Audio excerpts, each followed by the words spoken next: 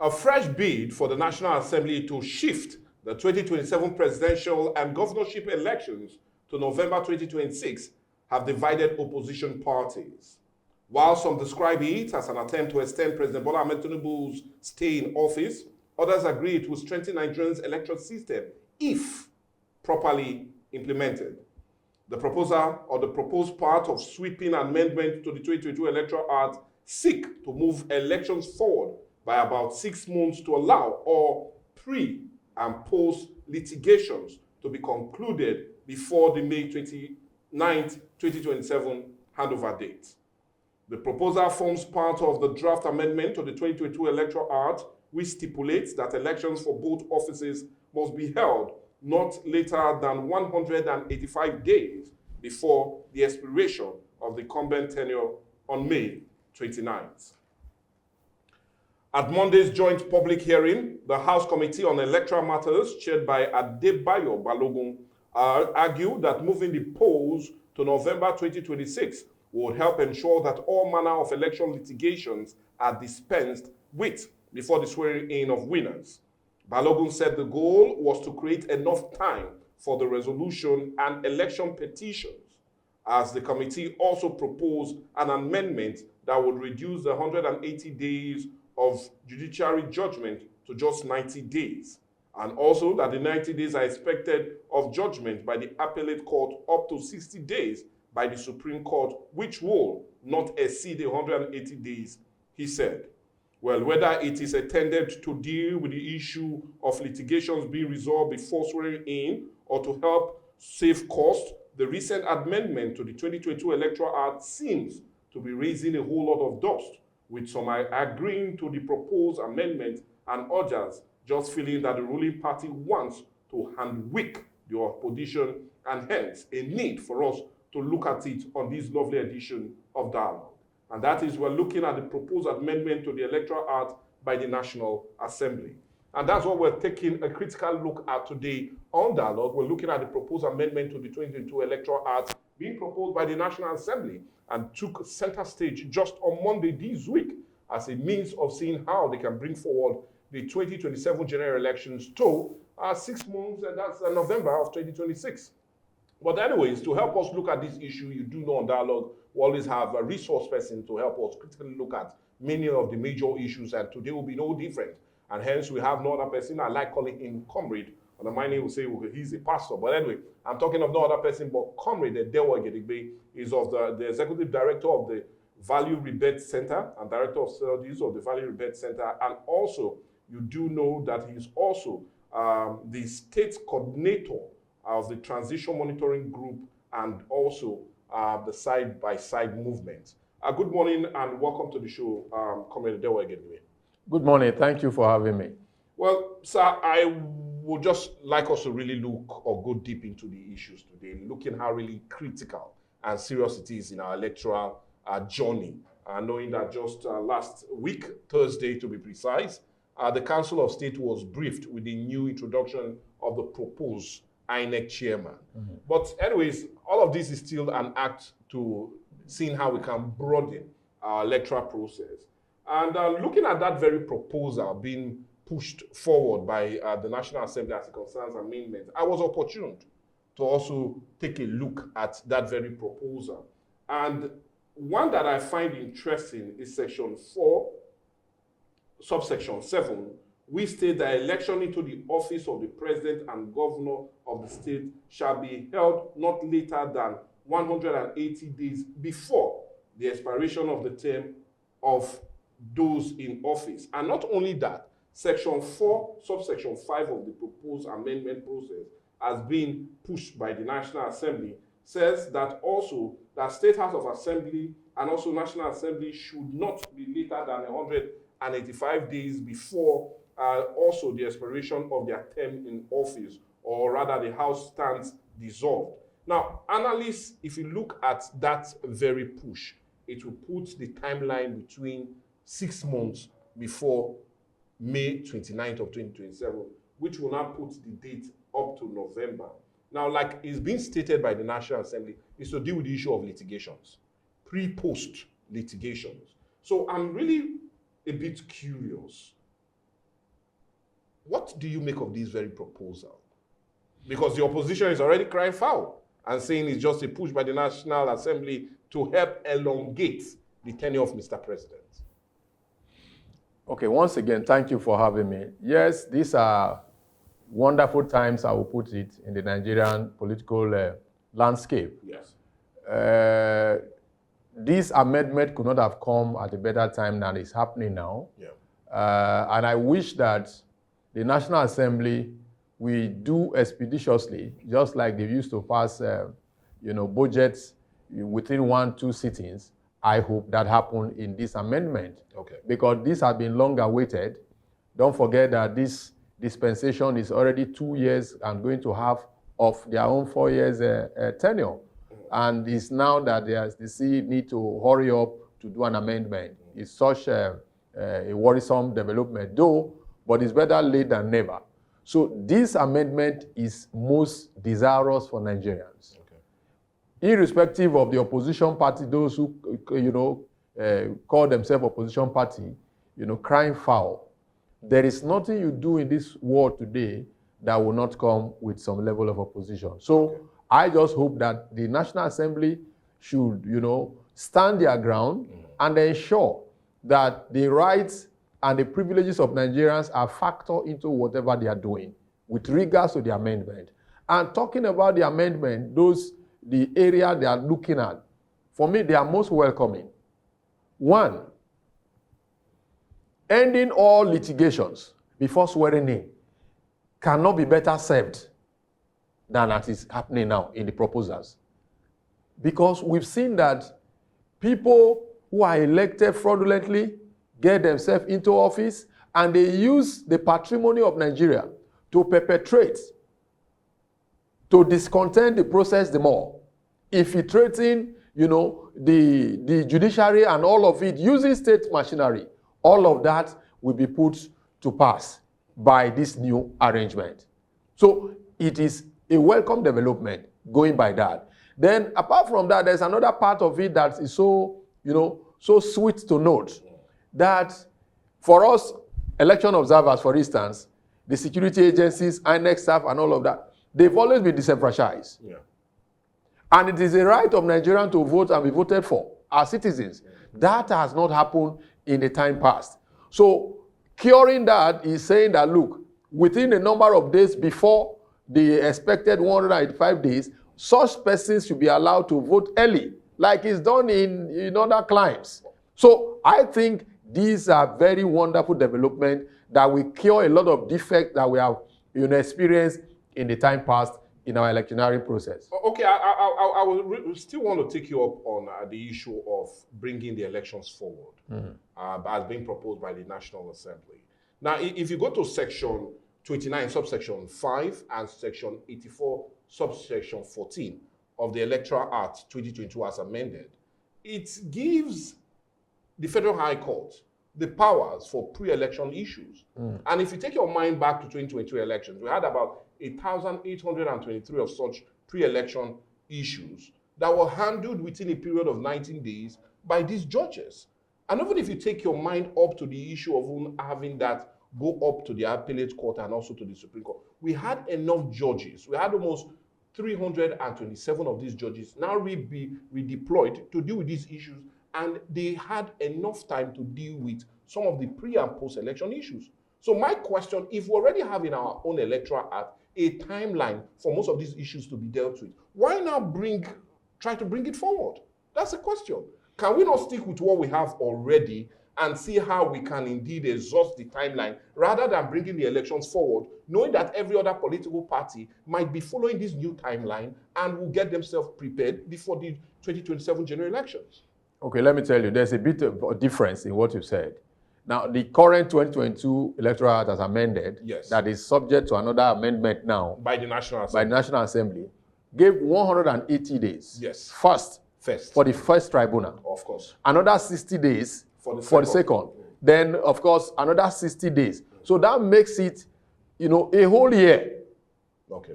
By the 2022 Electoral Act as amended. But this one is going to quash it down to 180 days. Okay. That it has to run through the first tribunal, the second, and the third. So there is a reduction in the timeline to accommodate all litigation being dispensed of before May 29, 2027. So it's a welcome development. It is for Nigerians to align with this. And also, there should be clear, because it's a subject of input. My input in this regard will be that there should be special courts, other than the regular courts, that deals with the enormity of elections, pre-election and even post-election litigations. Because we've suffered, Nigerians, those who lost, who feel that they've been rigged out of election, that want to seek justice at the tribunal, have been so frustrated by the cumbersome nature and the character of some of our judicial officers, with due respect to them, that also frustrate them. So if all of this is purely cured in the Electoral Act, it becomes clear. Okay. But when you shred it in some level of untoward actions by those who drive the process, you give them room to frustrate the genuineness of the process the more. So I am of the view that all of these processes should be well tied in the Electoral Act amendment so that it is clear. Post the Electoral Act being signed, there should be a lot of enlightenment on it so that Nigerians can come in terms with the reality. Because some will be wallowing in the Electoral Act of the past and doing things in that order, whereas there's a new norm that has been occasioned by the amendment. So, for me, it's a welcome development. I do hope that the speed of light is what the National Assembly should use in, dotting the I's and crossing the T's, and as the case may be, so that between now and between now and the end of November, we are done with the Electoral Act amendment, and it's up for Mr. President to sign into law, so that the process of primaries will kick off on time. Don't forget, the election, the INEC has already announced, dates, as it were. Yes. But with this amendment now, it has to cure all of that once it goes into office. And meaning that within the next 1 year, election cycle would have begun. Okay. Now, I'll still take you back to this, because we've had the opportunity of also hearing from the opposition party. Now, you agree with me that many of the opposition parties seems to be having internal issues, just like what we heard of the PDP postponing their next meeting indefinitely. Now, everybody seems to have already a mid timeline that they feel that they can work towards in achieving the purpose and getting ready for the 2027 elections. Now, if this goes ahead, it will definitely rattle these opposition parties in hitting that timeline that naturally would be there, putting the 2027 March elections away from what it is, February, March elections. Now, my question is, would it not have been fair if such move would have been made a year before? And when I mean a year before, maybe we're talking about this year, so at least they will understand that they need to plan. Because you agree with me that we barely have almost just 16 months to go before the general elections. So would this not be, at least, knowing that most of these political parties seem not to have their art already in place, and would just want to, in every way, push them off the guard, not get them prepared? No, is that not what the ruling party, because that's what's been alleged by the PDP and also the ADC, that they seem to know that they are not really quite in order, and hence they are bringing this forward to still rattle their proposed plan? No, if you ask me, for me, I think that's not the best way to respond to the reality of times. The only thing that is permanent in life is change. Yeah. And politicians are people that can do things, within 24 hours, 48 hours, they get their acts together. So it will be disservice, to those political parties if they begin to cry foul and not put their house in order. Politics is a game of interest, and you see what's happening today in Nigeria. The campaign is every day, and Nigeria, they like to decamp, they like to go where there is fanfare each time. Nobody wants to build. They don't want to take time to build. They want to get to where it's happening already. So that fever pitch is heightening by the daily, the campaign that we are seeing, dumping one party for another party and all of that. So for me, it is better late than never. I expressed this earlier when I started, that this would have long been done. But don't you think it will favor the ruling party rather than the opposition parties No. if the election is to be held in November as been proposed by the National No, Assembly? my brother. The opposition party should better organize themselves. Politics is about, maneuvering and scheming to get yourself on board. They should see the flaws of this current government and use it to talk to the electorate. Instead of this lamentation and not putting their house in order. It's not anybody's fault. Politics is a game of outwitting one another. They know it. Those who are in opposition today were in power before. Majority of them. And those in power today could be in opposition tomorrow. So it's about the permanent change that happens in the life cycle of a man. So for them to be crying foul and not begin to address those gaps that are inherent in their own system, they will be doing themselves disservice the more. That's what I speak to them. They should get more organized, better organized, so they can confront the ruling party who believe that they are doing so much. But it's for Nigerians to decide. It is not for them to be singing themselves every day in the newspapers, in everywhere they go, doing endorsement here and there. I laugh when I see them. If you do well, the people will speak. If you don't do well, the people will speak. But I do pray and hope that this amendment should cure all the defectiveness of what we have seen in the time past. So that talking about transmission from the unit level and the server become a determinant factor in arriving at who truly won election.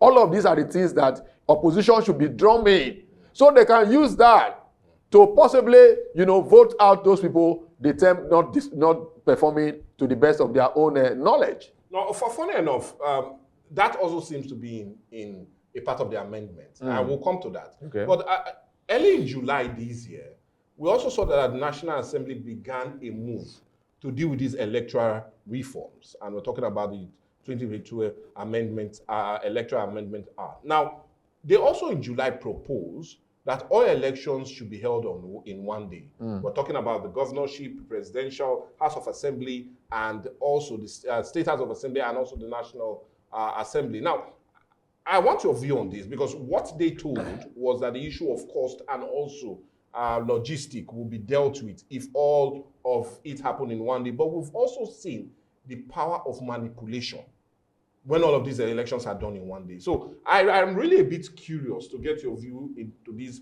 proposed amendment in having all our elections in one day. Is it possible? Is it fixable? And would it in every way help our electoral process? If you ask me, it's highly possible. It's highly possible.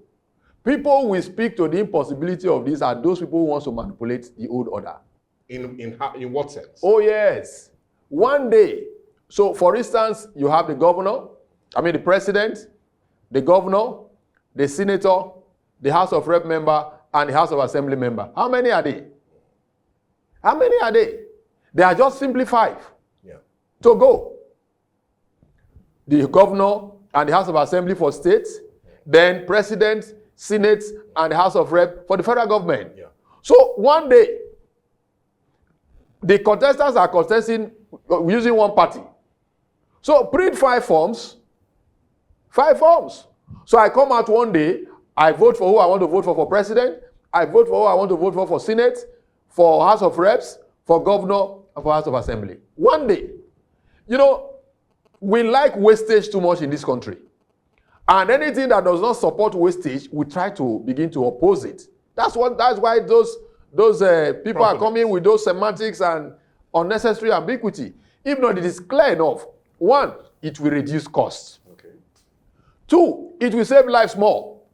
Because how do you pull all Nigerians out for presidential and the National Assembly election one Saturday? Then give another 2 weeks. You pull the same set of people out again. How does it make economic sense for the nation and even for the individuals?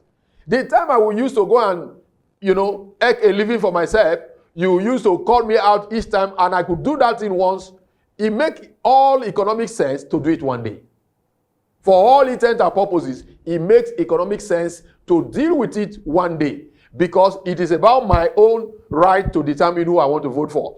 And if the ballot is well stated, there are pictures, photographs, well stated, I know who would have spoken to my mind in the course of electionary campaign. I just go cast my vote, and I stand to make sure my vote counts. But would it not increase the incident of ringing? And the reason I'm asking is, we've seen cases of where our elections, we're talking of just the governorship and our state house of assembly, that sometimes kickstart pretty late and extends into the night, just 2 elections.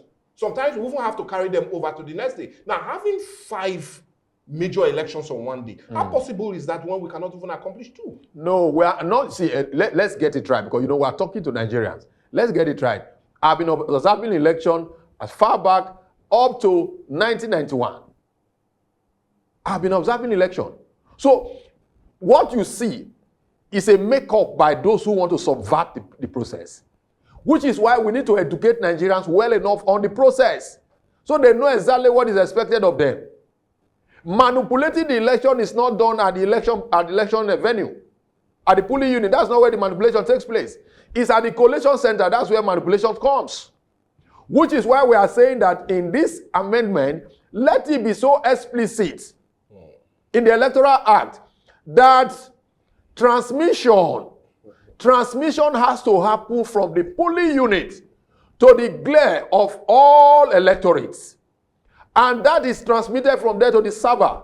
And the backup end of the server becomes the determinant factor, that it must align with what translated from the polling unit down to the server, and not what happened in between. And we're even saying that, look, there should be no collation center, at the ward level or at any rack level, from the polling unit down to the local government, from the local government to the states, from the state down to the federal government, to INEC at the national level. It ends there. So all of those areas where you now have to take people to a ward collation center to now impute what came from the unit, and that's where you see mutilation of electoral materials and figures coming. Somebody just come from somewhere, use security agents to drive some toxic vote from somewhere and thrust them into the system, and at the end of the day, they are declared as though somebody has won. So all of that will now be put to an end.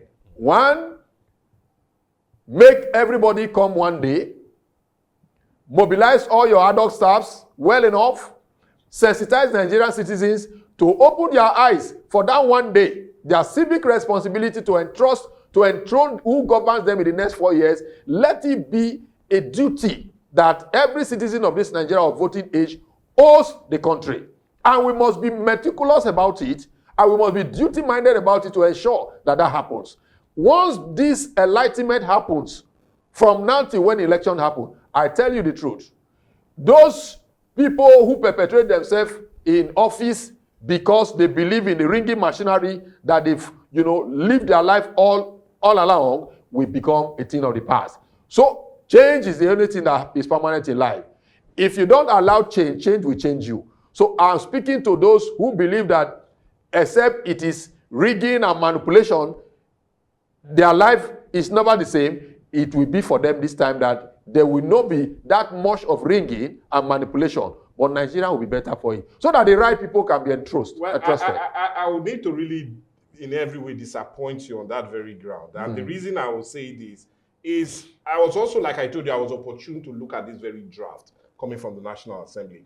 And if you look at section 60, subsection 5 of this proposal, it gives all power to the presiding officer to either transmit the results manually or electronically.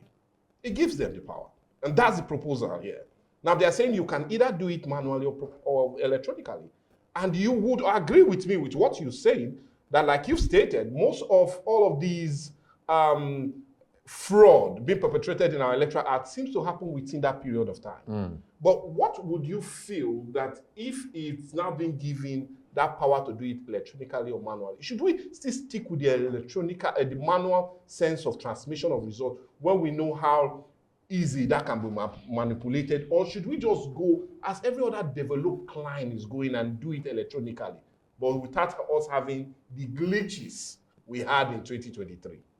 My brother, Nigerians will resist any attempted calculated means for this current National Assembly to bring in manual and electronic. But is there in the draft? No, it's a draft. That's what I'm telling you. I say we will resist it. We will resist it. Nigerians, of course, I'm already lending my voice to resisting that toxic mindset by bringing in manually. And we know manual has been a major frustration in frustrating the genuineness of whatever Nigerian does. So, since we're already going digital, we are going technological, we must go it full swing. And not at some point you apply it and at another point you don't. So Nigerians, we cannot be a developing nation perpetually. It shouldn't be in perpetuity. Let us become a developed nation at some point. Since I was born, so many years back, Nigeria has been a developing nation. So when are we going to be a developed nation? So that all small nations that are coming after us become the developing nation. So we must, graduate deliberately. It has to be a deliberate effort from Nigerians. And that is why my challenge within the Nigerian space has been on the citizens. Yeah. Citizens have made themselves gullible each time.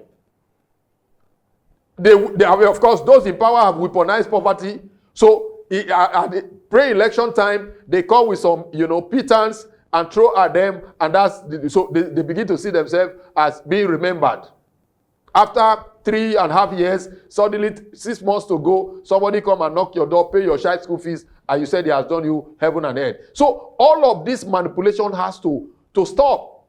For me, by the grace of God, you cannot manipulate me because I know what I should know on the subject matter.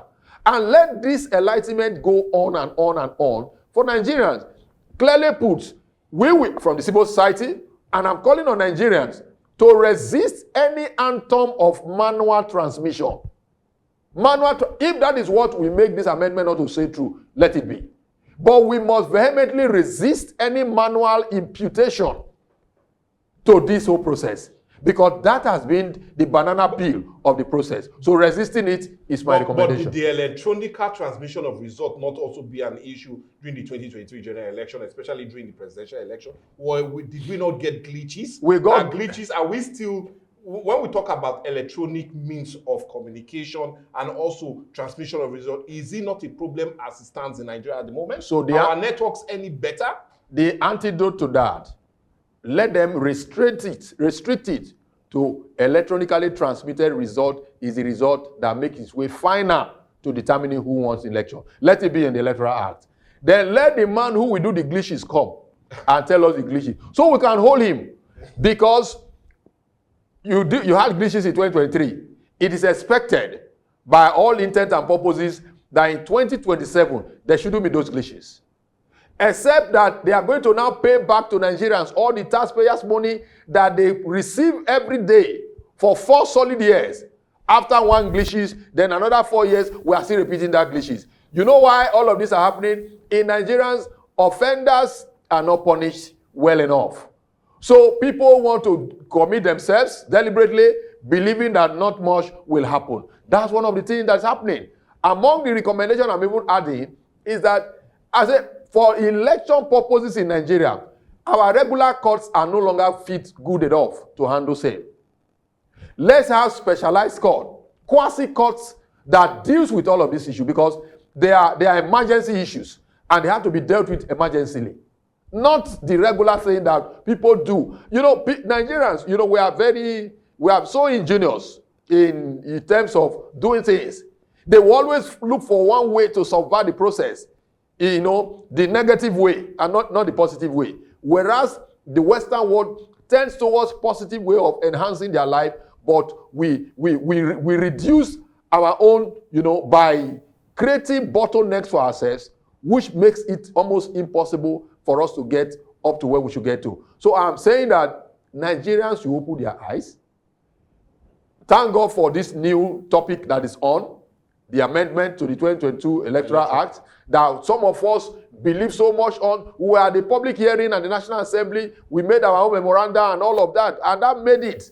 But for some few untidy ends, the Nigerian politicians will cash in on that and they will use it to manipulate the system. So all of those gaps that we have seen, we must block them. We must block them before 2027 election. Well, anyway, in case you're watching and listening to us, it is Dialogue, and today we're talking about the proposed amendment to the 2022 Electoral Act as being proposed by the National Assembly. They had a joint sitting of the committee just on Monday, where some of these proposals were made forward, and that they are thinking into doing it and making sure that it's part of the amendment come the 2012 Electoral Amendment Act. Like I said, one of the major ones we've just had a clear discussion about is bringing forward the date of the elections, the general election that was proposed to be on February-March of 2027. The National Assembly thinks of bringing it 6 months forward, and we're talking about November of 2026. Also, we looked at another critical one, and is the issue of the transmission of a result by the presiding officer. Well, according to the draft that we do have a copy of, it says it should be done manually or electronically. But anyway, our guest seems not to agree with the manual part of it. But anyway, your thoughts and all of your reactions we'll truly appreciate towards the end of the show when you go drop your comments on our different social media platforms. Let's have your reactions to this proposed amendment, a draft being proposed by the National Assembly. But I would need to really come back to you. In case you're joining us, we still have no other person but Comrade Edewo Egedegbe. He's of the Value Rebirth Center and State coordinator of the Transition Monitoring Group. Now, let's come back to you now, sir, because I'm still a bit curious about this very draft. And Section 2 of this proposed draft, I was opportune to also read through it, allows for early voting 14 days before the general election. And they said some Nigerians will be eligible to vote. And I'll just rather read what is being stated here. Now, they talked about officials of the Electoral Commission will be given that opportunity to vote 14 days before the election. Accredited observers and journalists, just like yourself, will be given that opportunity to vote. Ad hoc staff of the commission will be given that opportunity to vote. And also security agents will be given that opportunity to vote 14 days before the general election. And the reason they are doing this is not to disenfranchise any member or citizen of this country from exercising their franchise. Now, what do you make of this very act or proposal? You know, that proposal came from the civil society. We actually brought that into bear because we want to participate. We don't want to be disenfranchised. We cannot be monitoring the process and we are not part of the process. Because I will have a candidate of interest who I believe in his manifesto that speaks to what I want for my country. But because we are observers, we move from one place to place, we may not be able to cast that vote. So this 14 days window is a welcome development, so we can also contribute to determining who becomes our president, who becomes our senator, who becomes our governor, House of Reps, and the House of Assembly. So it's a welcome development. However, how thorough will it be? It should also be factored in the Electoral Act amendment. So we don't leave it to the whims and caprice of INEC, staffs alone. Because we've seen that a lot of power were given to INEC to determine, the rules on election day. And they've turned so many things upside down over time. Which is why I'm saying that the role of INEC, as it should be cast on the Electoral Act. Yes, so that we are able to monitor them clearly. If you are asked to do XYZ, for instance, like the Act made it clear that 360 days to election, the date of election and all of that should be announced.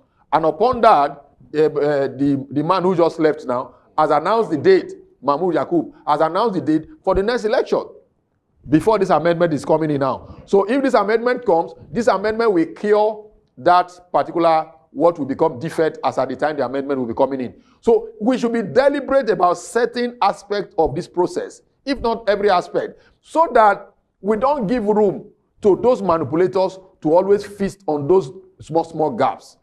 For us in the development sector, the civil society, we are very meticulous with what happens because lives are involved. The sovereignty of the nation is involved. So you cannot allow charlatans to come and just spew anything on us and we want to go, clapping for them. We won't do that. We go to the Western world. We holiday in America, in Canada, in London, England, Wales, and where have you. We go there and we pride ourselves so well, that we're Nigerians, and we do so well when we get out of there. But when we come back here, we don't translate those things that works in those climes to work in our own climb here. So what is wrong with us? What is wrong with us? If our today will not be better than yesterday. You watch it from 1999 to date. Every successive administration is appearing worse than the previous. When the narrative, the dynamic should be the other way around. So we must be deliberate about reworking ourselves. I say it everywhere I have opportunity of speaking to my fellow Nigerians, that look, the destiny of every citizen is in his or her hand. What you do with it. Because this lamentation that we lament and be beginning to blame people and not do what we are supposed to do is also not helping us. Let Nigerians, like we saw before the last election, where Nigerian youth came up to register. Registration is ongoing. It's a continuous thing. I hope Nigerian youths are registering to determine who governs them, and not how many 10,000, 20,000 they give you on election day. How much of these people do you know? How much of trust do you repose in them to be the people that should lead you in the next 4 years? All of this is a wake-up call for every citizen of this country who may work for Nigeria. Okay, well, I'll need to bring you back to the draft, and I'm talking about Section 2 of this draft. Yeah, you talked about the civil society also having an input into this very proposal. Now, I'm a bit concerned about one part of this, and is the issue of the ad hoc staff and also members, staff of INEC itself participating in the elections. Now, it surprises me. How can a referee be a part of players in one team? And the reason I'm asking this, does it make any sense that the commission would also be voting for somebody there when they ought to be the umpire and referee? Would it not also amount to them taking side in the electoral process? So should it not be wise that we exclude them from this whole process, knowing that they are umpires in the process? No. That will amount to discrimination. The 1999 Constitution, Chapter 4, if you take it from sections 33 to 45, it confers every Nigerian with equal rights. And the Constitution is superior to any other law, any other act. Whereas that Chapter 4 of the Constitution stands, and Section 33, that talks about your right to life, right to dignity of the human person, right to freedom of expression, right to participate in election, all of those rights are there. They are inalienable. So any attempt to make someone not to participate in what is first of all, foremost, entitled to do, you are discriminating. But you also said it that Nigerians have a way of circumventing the process. No, I'm coming to that. The umpires not circumvent this I'm process. coming to that. Picking a particular candidate they love. No. When they see it's not going his way, they circumvent the process. The answer is no. Look at it clearly from the approach. Now, 14 days before the main election, the class of these people who will have major role to play on that day, they are not voting on that day alongside other Nigerians. Okay. They will have opportunity of voting electronically. For instance, I want to vote for you for Senate. I cast my vote and it's domiciled on your portal. It's already there for you. How would that one lead to manipulation? My friend there seated by the other side is also maybe an election observer or an INEC staff. He votes for somebody that he wants to vote to. That is the constitutional right we are talking about. That should not be infringed upon. That you are going to participate on the day of election, the general election, should not. That is why the crafters of that proposition came up that, look, let it be before the main day general election. So you can have the opportunity to vote for whoever is your choice. Then when other people vote cumulatively, we know who won the day. Not because you subverted anything in that regard. So it should be clear. You know, people who want to mislead the people, they will cash in on this and they will twist it other than the original intent and purpose for which this is brought in.